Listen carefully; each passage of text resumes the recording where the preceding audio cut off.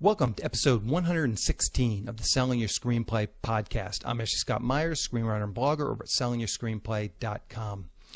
Today I'm interviewing Shant Hamassian, who recently did a horror short that's getting some attention, and we really walk through how he made the film and how he brought this attention to it. So stay tuned for that. If you find this episode valuable, please help me out by giving me a review in iTunes or leaving a comment on YouTube or retweeting the podcast on Twitter or liking it on Facebook. These social media shares really do help spread word about the podcast, so they're very much appreciated. A couple of quick notes. Any websites or links that I mention in the podcast can be found on my blog in the show notes. I also publish a transcript with every episode in case you'd rather read the show or look at something later on. You can find all the podcast show notes at www.sellingyourscreenplay.com/podcasts, and then just look for episode number 116. If you want my free guide, How to Sell a Screenplay in 5 Weeks, you can pick that up by going to sellingyourscreenplay.com/guide. It's completely free. You just put in your email address and I'll send you a new lesson once per week for 5 weeks along with a bunch of bonus lessons. I teach the whole process of how to sell your screenplay in that guide, how to write a professional logline inquiry letter, how to find agents, managers, and producers who are looking for material. Really is everything you need to know to sell your screenplay. Just go to sellingyourscreenplay.com/guide. So a quick few words about what I'm working on. The main thing I'm working on right now is the rewrite of my micro-budget feature film, The Pinch. I've gotten a bunch of notes from a variety of sources. So what I'm doing is just trying to go through all of the notes and figure out, which notes I think are good, which notes there seems to be some consensus among the different people who gave me notes. At this point, I probably have notes from 10 different people. So, there's some commonality to a lot of the notes, but there's also some just things that are not necessarily common. And some of the notes are not necessarily bad, but they're just not always that easy to implement. And so that's kind of what I'm working on. I created one big document. Just what I basically did was, as I said, I have notes from probably 10 people.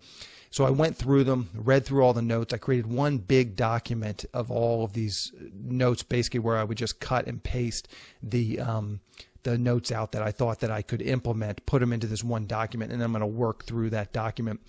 I mentioned this before too. I have a cinematographer who might come out and shoot this film. He had a bunch of notes. Most of what his notes were, though, were practical considerations on how to change the script to make it easier to shoot on a micro-budget film. And these are the sorts of things that really must be done with a micro-budget film. It's a balancing act between, trying to make it as easy to shoot as possible while still maintaining as much of the story integrity as possible. These types of notes, too, they're not just for micro-budget films. I would say on almost all the films I've worked on, and some of them have had budgets, in excess of $2 million, there's always still this sort of budget considerations. No matter what your budget is, you're always trying to get a little bit more, consolidate locations and that kind of stuff. So it's something you're definitely going to face as a screenwriter, is just trying to make the script more budget conscious.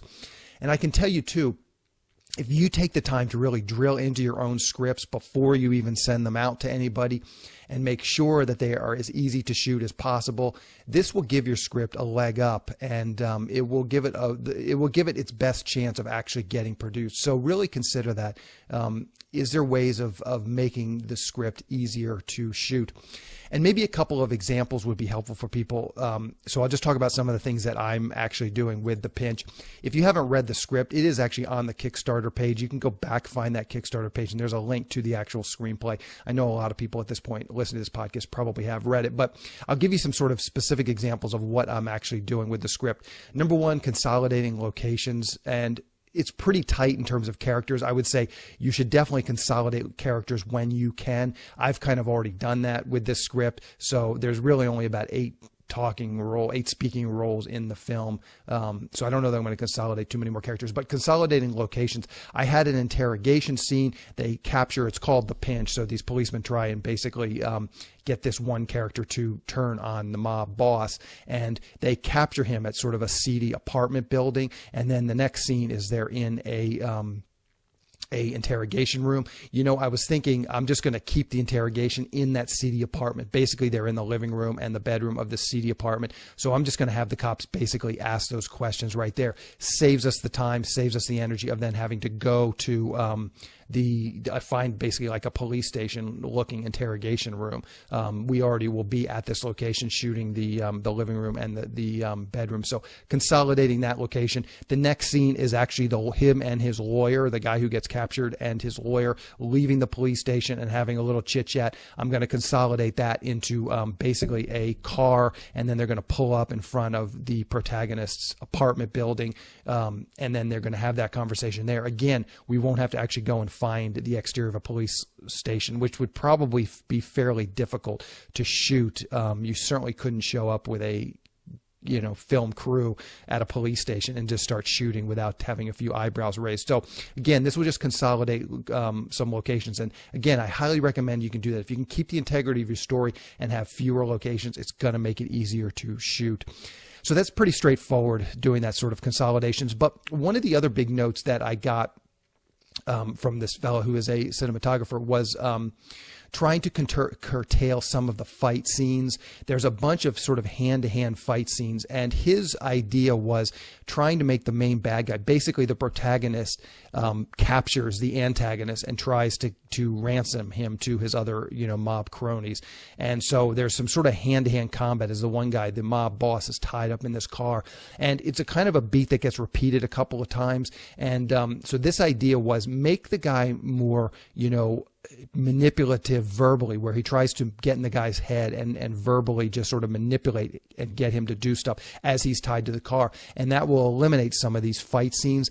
And again, these fight scenes are going to be difficult to shoot on a micro budget. You can definitely do them, but because there's no explosions, there's no guns. I mean, it's hand-to-hand combat, but those types of fight scenes typically take a long time just in terms of your shooting days. And that's one thing we're going to be battling is no matter how many days we end up shooting, probably 12, 13, 14, maybe 15 shooting days, we're always going to feel like, gee, we wish we had had a few extra days. And these fight scenes can take a long time. It might only be a half page or maybe a page of script time, but to shoot that properly and not make it look cheesy, it might take you a day to shoot that, and we're not going to have time to spend an entire day on one page of script. If you do the math, the script is 90 pages, so that's like 6-7. If we shoot for 15 days, that's like 6-7 pages per day that we're going to need to shoot. So that was another note, and I think it's a good note. So I'm going through that and really just trying to see if I can't consolidate this and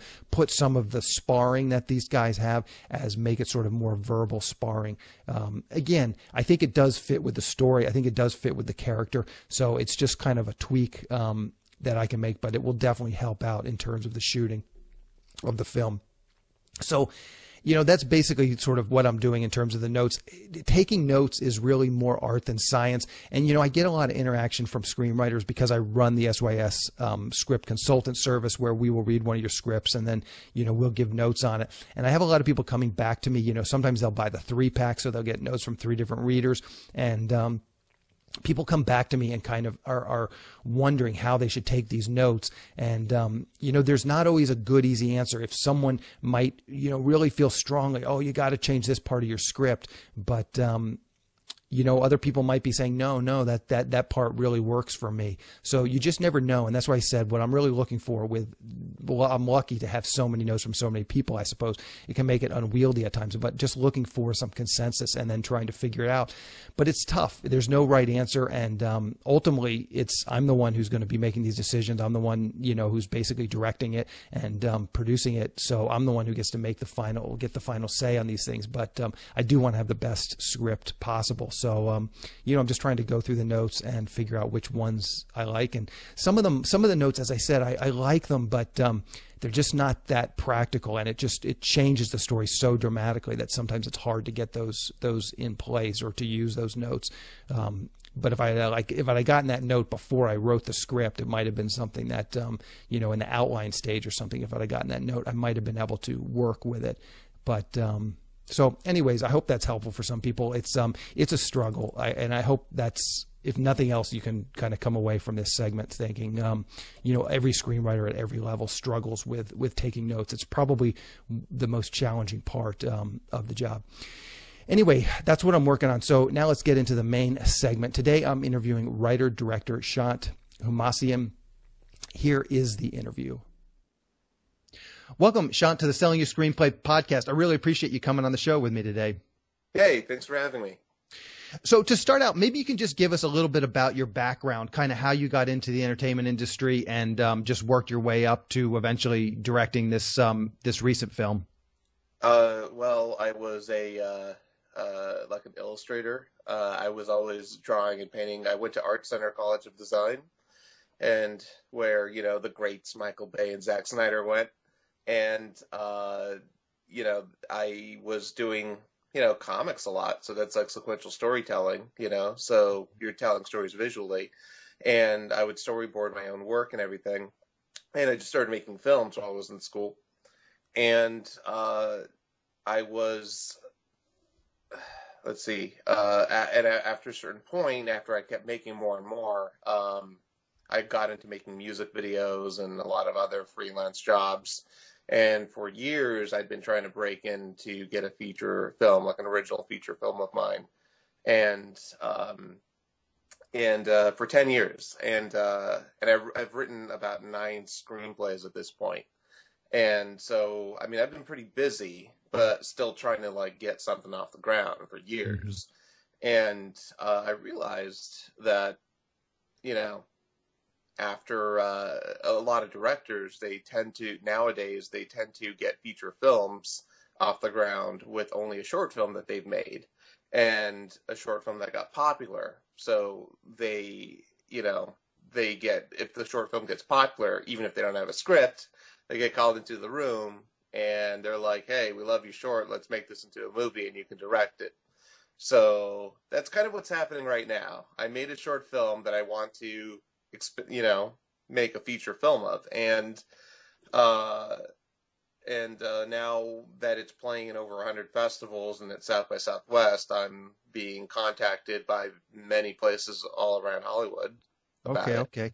So let's dig into some of these other shorts. The Night of the Slasher is like your 4th or 5th short film, correct? So talk us through some of those early short films. You feel they were not as good as Night of the Slasher, and so maybe they didn't get you? Did they get you to a certain point with it, and then now things are starting to break open? Maybe just talk through some of those projects, how you got them made, and kind of what they did for you career-wise.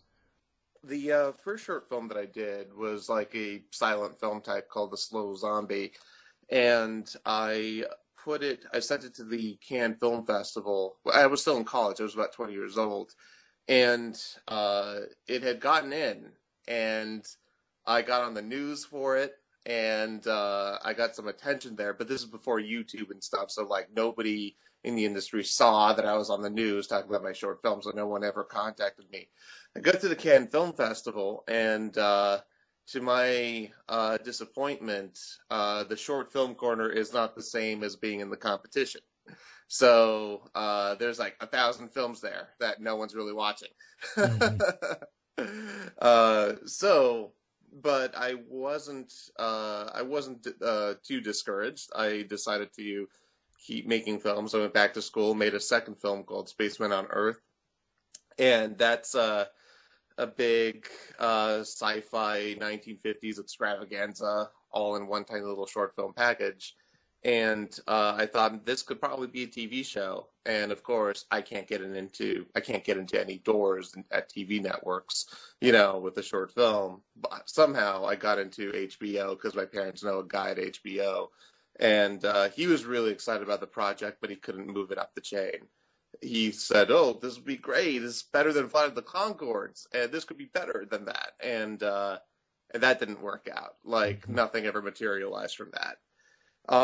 But for years, I kept trying. I made more shorts and did music videos and wrote tons of screenplays. And what would have happened next was I nearly gave up at the 9-year point. It was tough. It's really discouraging stuff. Talk about your transition. You mentioned you were in art school and you were an illustrator. Where did you get the technical skills to make these movies? You just decided I'm just going to make a movie and just learned how to, run the camera and set up lighting and stuff? Exactly.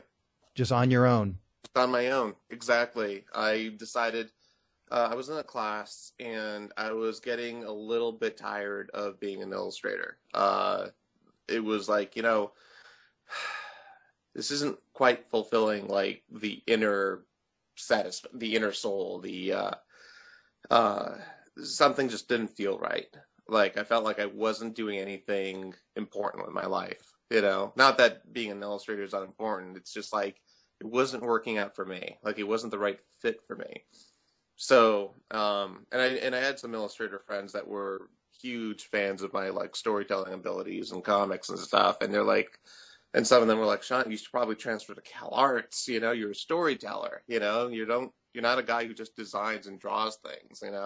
You've got you do other things, and that's your biggest strength is storytelling.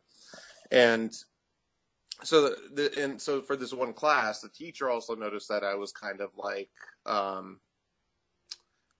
little bit bitter and not as enthusiastic about doing all this work, all these paintings every week. And he said, why don't you just do something you're passionate about? And I'm like, okay, what if I just made a film in this illustration class?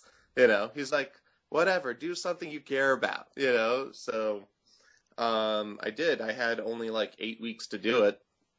And I tried to figure out an idea. And I did, and I learned how to. I storyboarded my entire movie. I called every person that I knew for extras, and I just started making phone calls. And I realized, wow, making movies is just phone calls asking for things, which is a lot of fun. And I started figuring out, this is a lot more fun, so. It was the film was called The Slow Zombie, with 3 W's, Slow Zombie. It's about a zombie who was too slow to catch anybody. So, yeah. That's a very understanding professor who just let you make a movie in an illustration class. Yeah. He just said, I can do whatever I want. Everyone had to turn in a painting once a week. He didn't see me for 8 weeks. I would walk in and I'd tell him, yeah, I'm still making the movie, and I'd walk back out of class. There's no point in me sticking around. I'd just show up and be like, I'm still making the movie, and turn around, bye. And he just kept shrugging his shoulders, like, well, I'm either going to fail him or, or he'll barely pass, whatever. Yeah. So what sort of budgets were you raising for these films? Was it all just self-financed? Oh, self-financed. Well, my first film was like $800.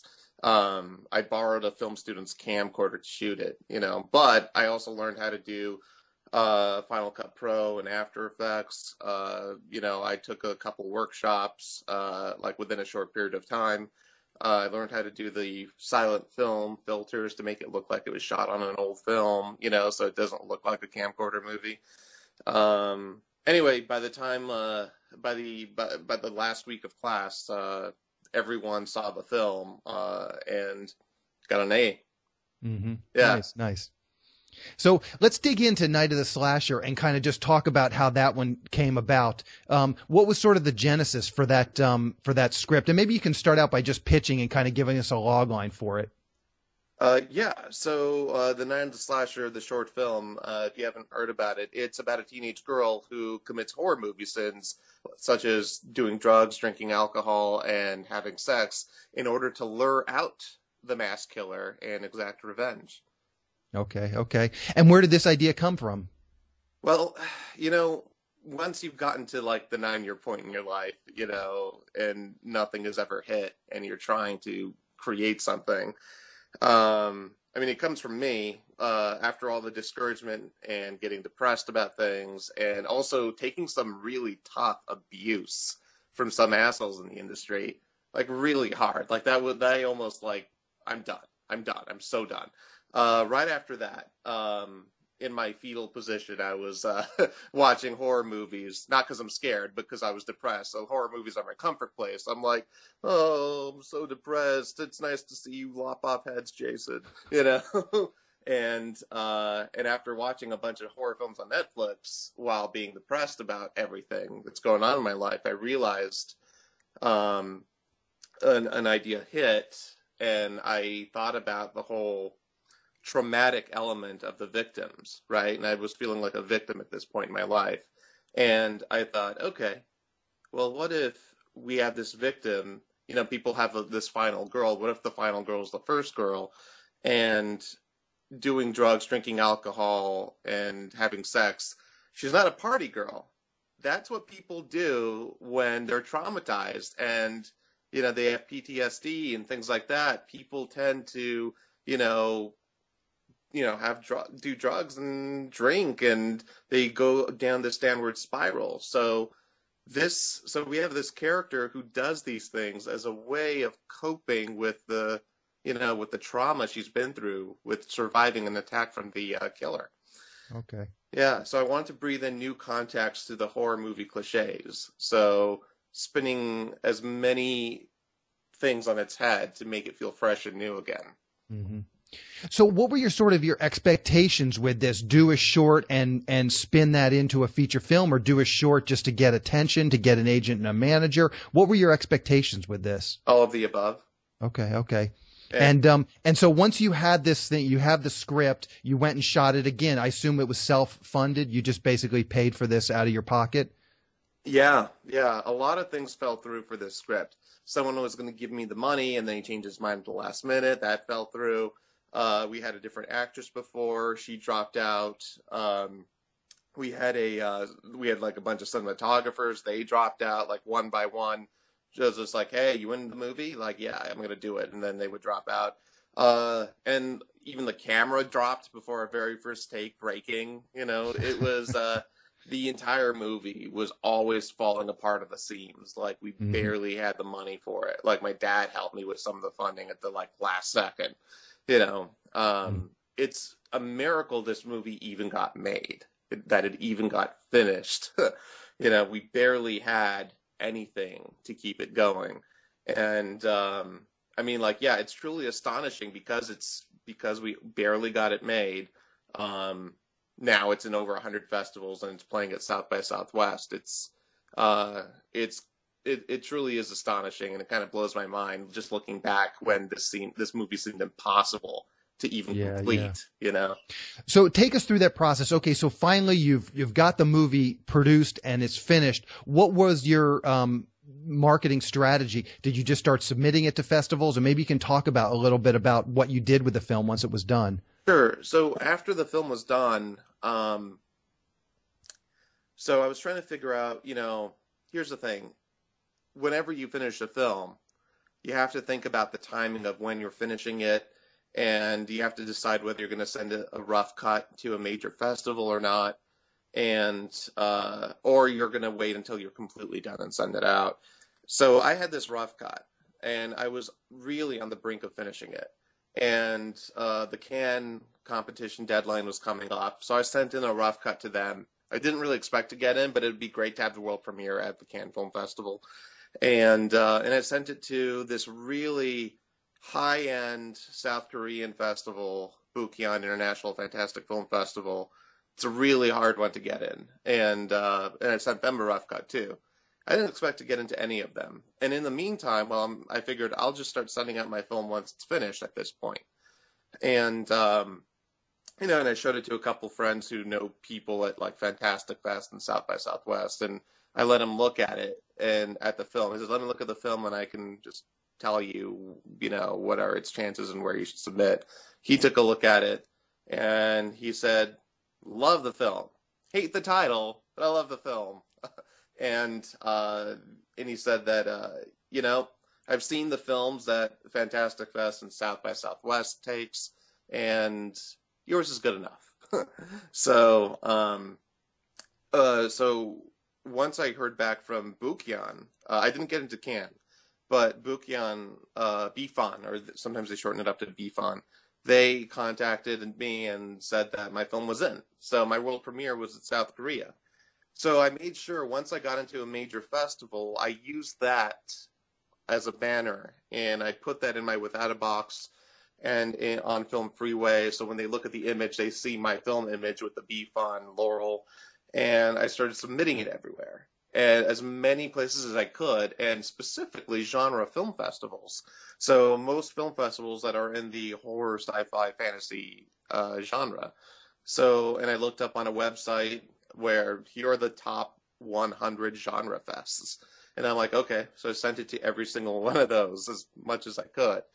And I also looked for as many free festivals to send it to as well, because if you have a short film, like, you're gonna need about like definitely $2,000 or more to submit to a lot of film festivals. This happened, I submitted to over a long period of time, but I was like submitting 5 festivals a week, maybe, you know. And what do those usually cost? Like $20-30 per submission? It depends. There's early deadlines, which are about between $15 to $35. And then some festivals are $40 at the early bird deadline. And there's a lot of like late submissions that are like $75, $80. And honestly, it's not worth it. Just submit to festivals with the early deadline. That way you'll be able to afford to get in more festivals, and your chances of getting in go up. Because here's the thing, like, you want to submit as early as possible because you want to have a first impression in before any other film gets in. By the time you submit on the last day of the last deadline, programmers have watched thousands of films, some of them hundreds, but some of them thousands, and they're exhausted and they just really can't take anymore. And so they're going in with a beaten up brain of so many terrible short films, because there are thousands upon thousands of people making short films all over the world. Sundance received over 12,000 submissions. 12,000. Wow. South by Southwest received over 7,500. 7,500, and so the more. So this the one festival in South Korea, that was not a festival that you had submitted or been accepted to with any of your previous short films. Is that correct? That's correct. Okay, so there was no previous relationship. It was just a cold submission. It was a cold submission, and it was a rough cut, and I submitted it on the last day. The very last day of submissions of the last hour. Like, I almost didn't make the deadline for it. Which is what. So that's the advice. The advice you just said, people not to do that. Don't do that. Well, here's the thing. I had nothing to lose. I'm like, well, it's a free submission. It's a rough cut, and whatever. It's not gonna. Doesn't matter. I'll just send it in and see what happens.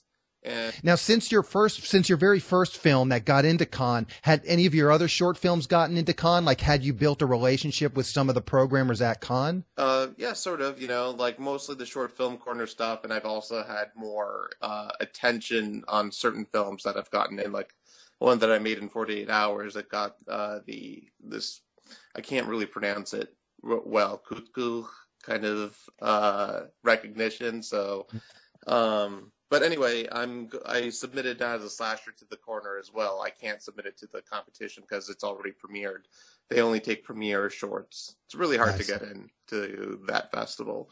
But you should go anyway, just for the networking and contacts. If you can, put your short film into the corner.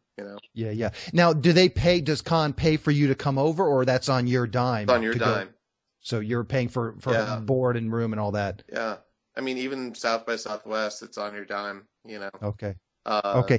You talked about a connection you had, someone who was somehow connected to South by Southwest, who you submitted this to. Yeah, but he didn't talk to them. He didn't talk to them at all. He just, he knows them, but it's not like he has any influence or say. He didn't show them the short or anything like that. I went through my own cold way for that one. I only talked to him because I wanted his advice on film submitting and all that stuff. I mean, even the heads of programming don't have say, or the head chairmans don't have say over what the programmers are going to think. Like if you go up to, like the head person, you're friends with the head person, and they'll all tell you the same thing. It's like, look, I may love your short and I may want it in the festival, but it's really up to the programmers to piece everything together. So, you just got to hope that the programmers are going to like your short and put it in. Yeah. So now that you've entered all these festivals, I mean, I have not done a lot in terms of submitting to festivals, but the sort of the gist you always get is this sort of idea that, it's who you know, and it's sort of networking to get into some of these festivals. But that doesn't sound like that's your experience. No, not at all. You know what? In fact, and seriously, like there was no other. I went through the actual, South by Southwest channel to get to them. Like, here's an example of, like, there are no backdoor ways in regards to festivals. They have a pretty tight lock on how things get in. So, like, here's an example. The Atlanta Film Festival, like, I'm an alumni there. Spaceman on Earth played there.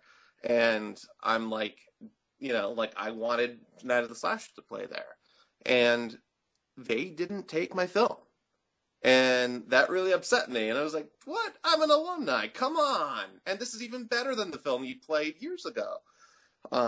No, seriously. Like, the programmers wield the power at film festival. Like, even at another major film festival, the head of the festival emailed me and said, hey, I'm glad you submitted your short. It's great to see that you're still making films, And he said, like, I hope my programmers like it, So I'm telling you, like, I've tried to, like, network and socialize to get films in film festivals.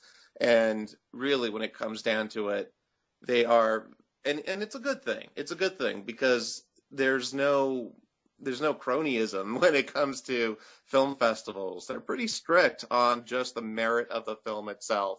And they just let their programmers make these decisions. Yeah.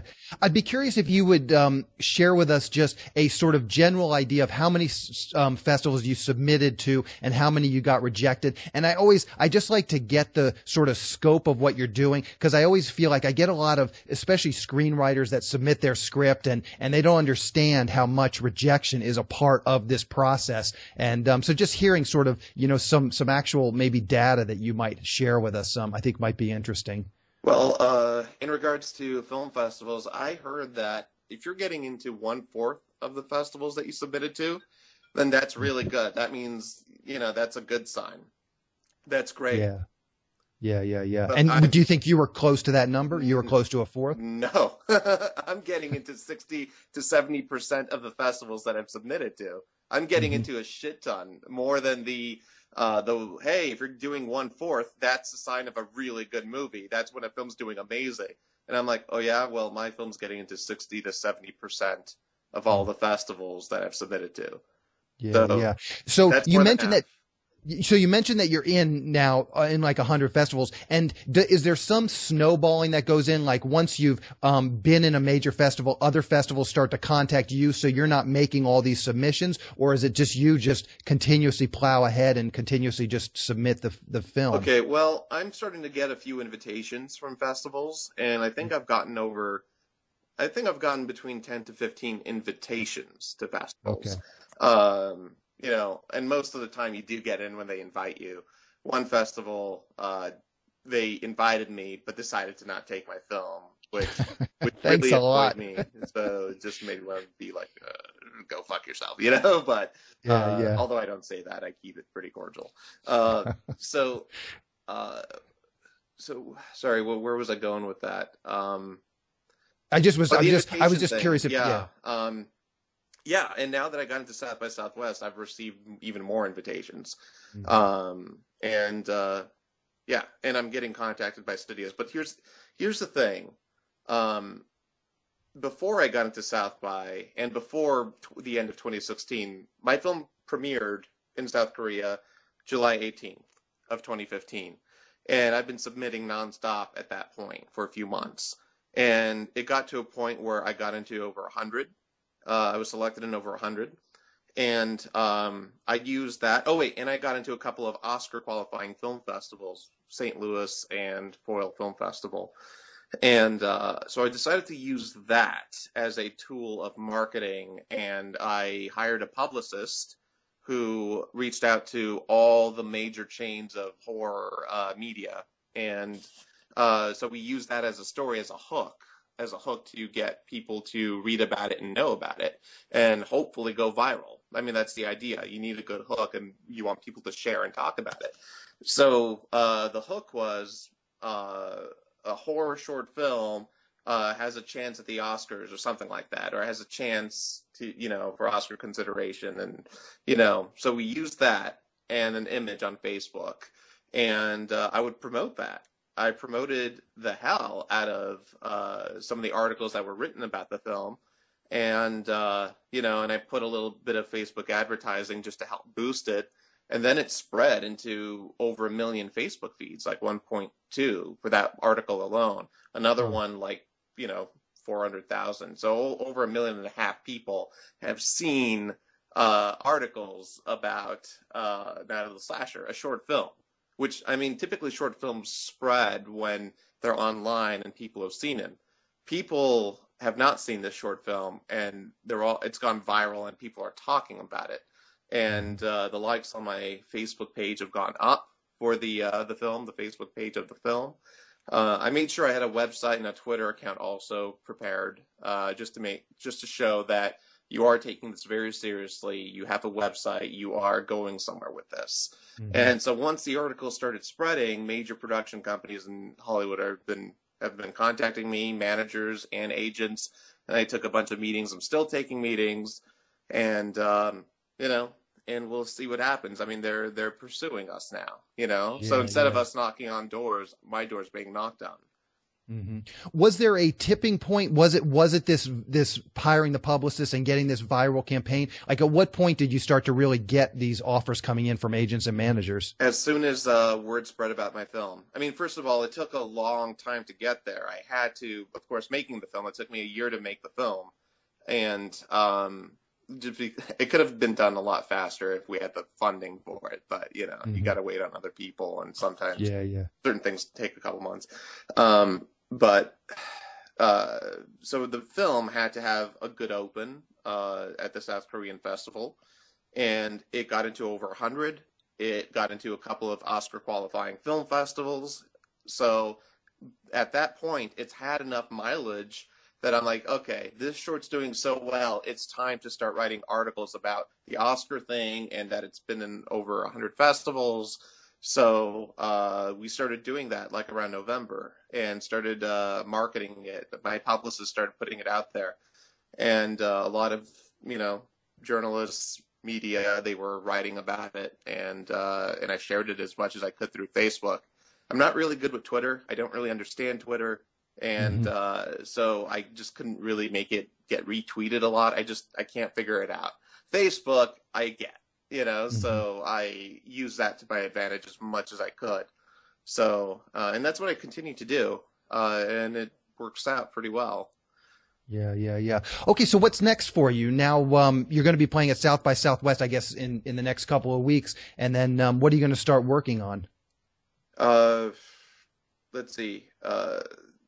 The idea is getting the feature film before even getting there. But okay. We'll see what happens. I do have a lot of other projects going on the side as well, but this is the major prioritization. I mean, I made this short in order for it to get turned into a feature, and now the industry is knocking on my door about it. So it's like, okay, well, I better manage that and handle that, Yeah. When are you going to release Night of the Slasher online so that people just, everybody can see it? Probably later in 2016. It's still touring festivals like all over the world. Even past June. It might have like a October Halloween release. It might, at this point. We don't know for sure yet. Yeah. And the festivals won't touch it once it's been released online. Is that kind of the idea? Yeah, most festivals, they want this exclusivity. Like they want it to have this theatrical tour going on it. They don't, and a lot of them don't like it when there are cities have also been played in, you know, because they feel like they still won't get more people in if it's played in their city before. A lot of them say, hey, we want the Los Angeles premiere, we want the Sacramento premiere, and so on and so forth. Yeah. So I always like to wrap up the interviews just by asking you to share whatever you're comfortable with in terms of people following you, keeping up with what you're doing. You know, your Twitter handle, you just mentioned you weren't very good with Twitter, but if you have a Twitter handle, people can maybe connect there, your Facebook page, if you're comfortable sharing that. And I'll round all this up into the show notes. Cool.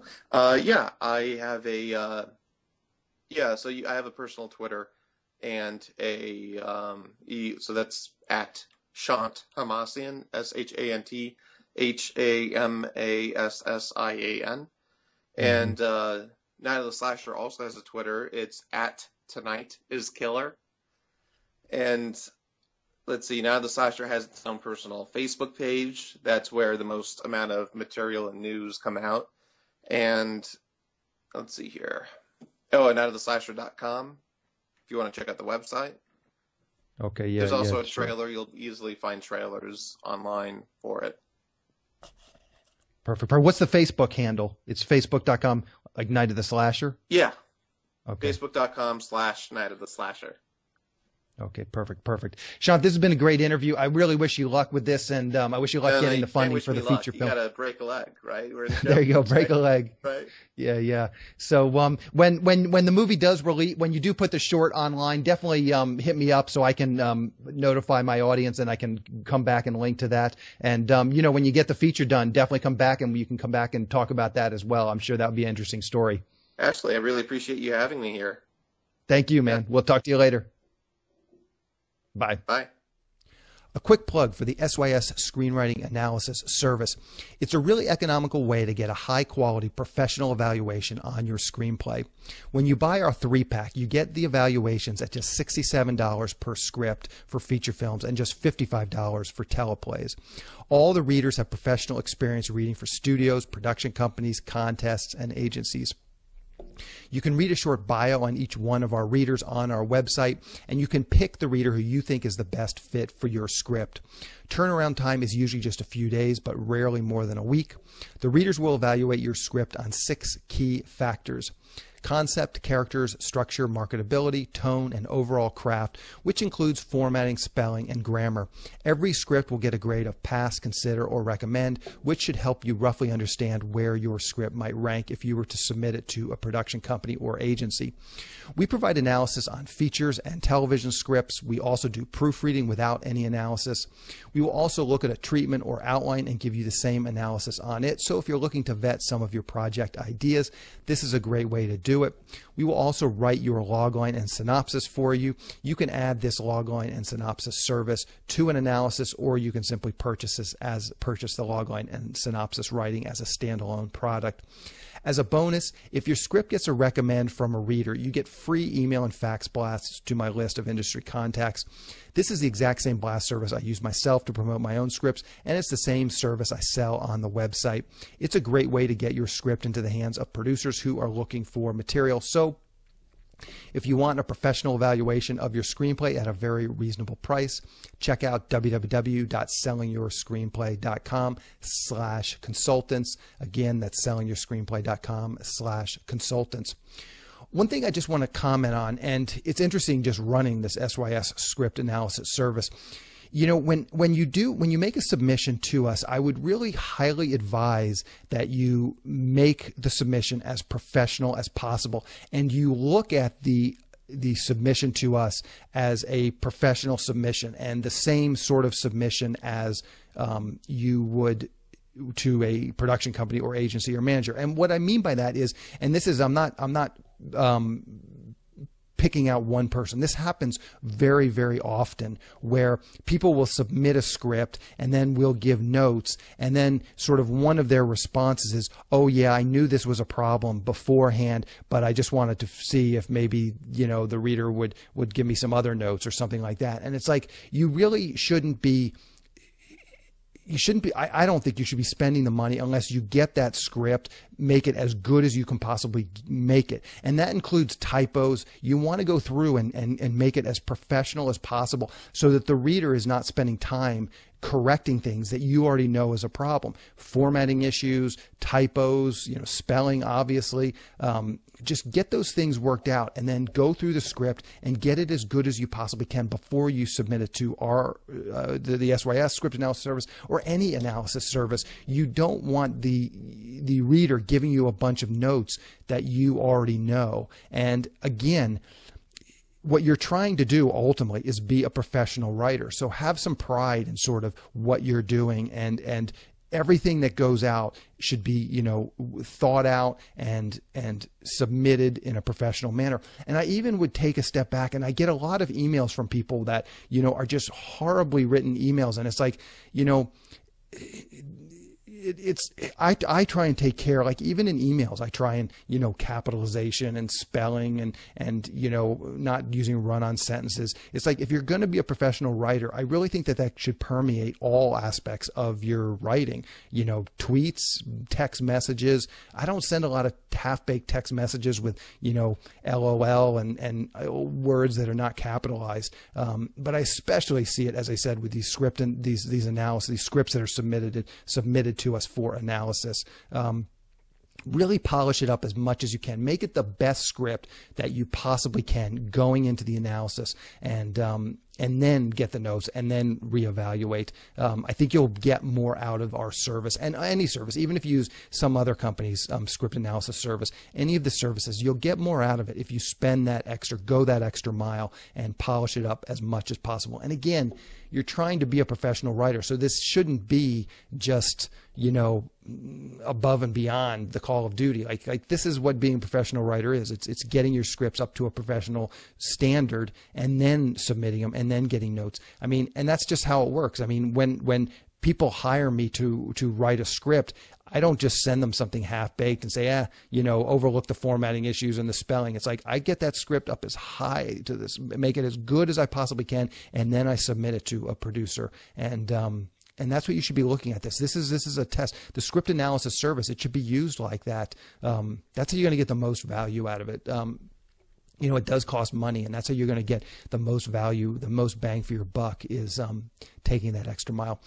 So in the next episode of the podcast, I'm going to be interviewing Steve Kuden. Steve is a TV writer. He's written dozens of TV shows over the years, and he has a new book out called Beating Hollywood. We talk through the early part of his career, kind of how he broke in, got into TV writing, and then we go through some of the chapters in his book and kind of drill down on some of the lessons that he teaches through his book. So keep an eye out for that episode next week. To wrap things up, I just want to touch on a few things from today's interview with Shant. There's the old saying, the overnight success took 10 years. Really listen to what Shant is saying here. He did this short after, 9 years of working in the business for 9 years and nothing really hitting. And I know a lot of people don't want to hear this, and I get these emails, hey, do you think I can sell a script in 6 months? And, how quick can I sell a script, and how much am I going to get paid? And I just think those people are putting, the cart before the horse. And it's not unusual to talk to professional writers that have spent 2, 3, 4, 5, 6, 7, 10 years, just trying to beat the pavement and break in. I interviewed the guy from Sharknado, and it took him 20 years. He had literally been working in the industry for 20 years before he wrote and got on with Sharknado, and his career kind of took off after that. So keep your eye on the long-term prize. Ultimately, it's not a sprint. It is a marathon, and just be prepared for that. The other thing that sticks out from the interview today is I often get people, with these very general questions about breaking into the industry. And it's not easy to break in, but it is pretty straightforward. I mean, again, go back and listen to what Shant said. He made a short film. He had already done a bunch of shorts, so he had been honing his technical skills, honing his craft. He did this short film. He started submitting to film festivals, and he just kept submitting it and submitting it. And I think that's pretty much what screenwriters must do. You've got to write something that's pretty good, and then you've just got to aggressively market. Again, it's not rocket science. It's not easy, but it is pretty straightforward, and it's just a matter of rinsing and repeating. And you will get better as you write more scripts. Like that first script, you're going to go out there and if you market it aggressively, most likely you're not going to get that far because that first script probably isn't that good. Second one may not be that good either. But if you just keep rinsing and repeating and just keep doing this process over and over again, you want to keep honing your craft, obviously getting better so that the quality of your scripts gets higher. Get your marketing in line. Continue to market these scripts aggressively. I think if you just keep doing that over the course of, in Shant's case, 9 years, I think you'll see some success. Is that going to be, James Cameron, Steven Spielberg success? Probably not. But I do think that you can find some success if you just, again, listen to what Shant's saying. It's not going to be an easy process, but it is pretty straightforward. And it's just a matter of just persistence and diligence and, keeping at it. Anyway, that's the show. Thank you for listening.